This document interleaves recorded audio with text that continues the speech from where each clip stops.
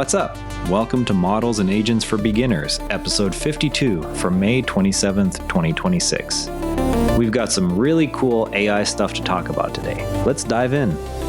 So imagine you are working on a big school research project and you ask two different friends for help. One friend always checks their facts twice and shows you exactly where they found the information. The other friend sounds super confident, but sometimes just makes things up on the spot. A new study just ranked AI chatbots the same way, and Perplexity came out on top, while ChatGPT landed in 6th place for trustworthy answers on real work tasks. Think of Perplexity like that careful friend because it pulls fresh information from the web and lists its sources every single time you ask a question.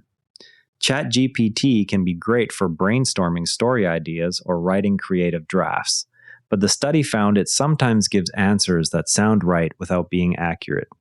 This matters because more students and teens are using these tools for homework, college applications, and learning new skills every day. When an AI gives you wrong facts, you can end up with bad information that affects your grades or how well you understand a topic. The gap between the top and lower ranked chatbots shows that not all AI tools are equal when you need answers you can count on. For you personally, this means the chatbot you pick can change how much time you spend double-checking its work later. If you are using AI to help with essays or research, starting with a more reliable one saves you from fixing mistakes down the line. You can try Perplexity right now for free by going to the Perplexity website on your phone or laptop.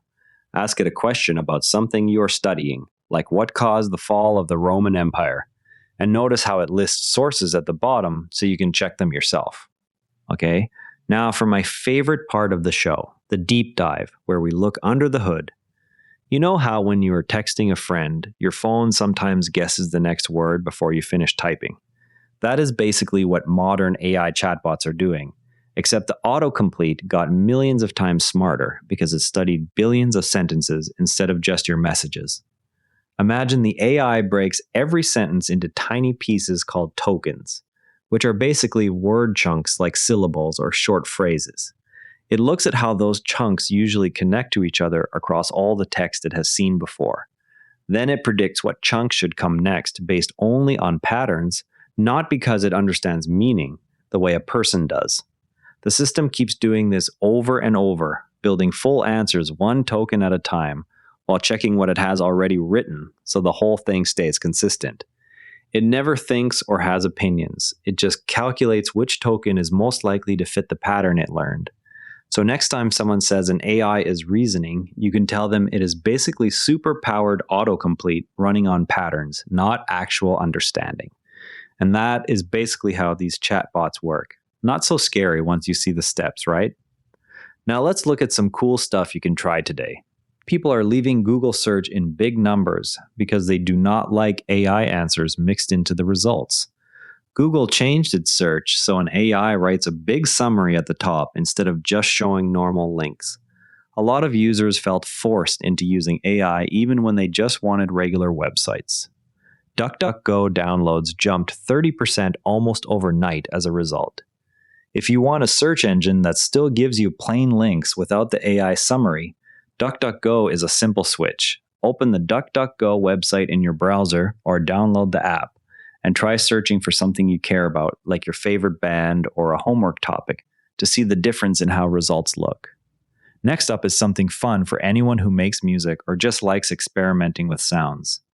Music labels are teaming up with TikTok to stop AI from making fake songs that copy real artists without permission.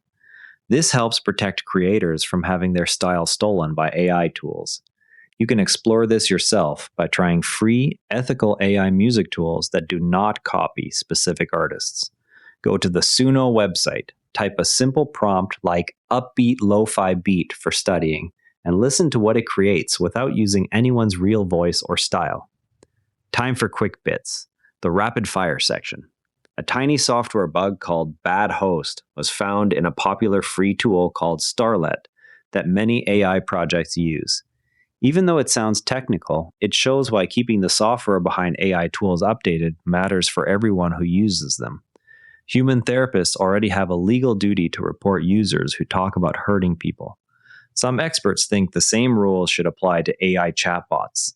It raises big questions about privacy versus safety that will affect how chatbots are designed in the future.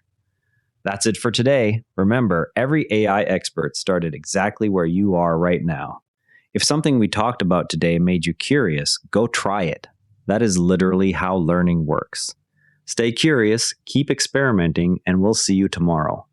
And if you'd rather watch than listen, find us on YouTube at Nara Network. Links in the show notes. This episode used AI voice synthesis of my voice. Editorial selection and analysis are my own.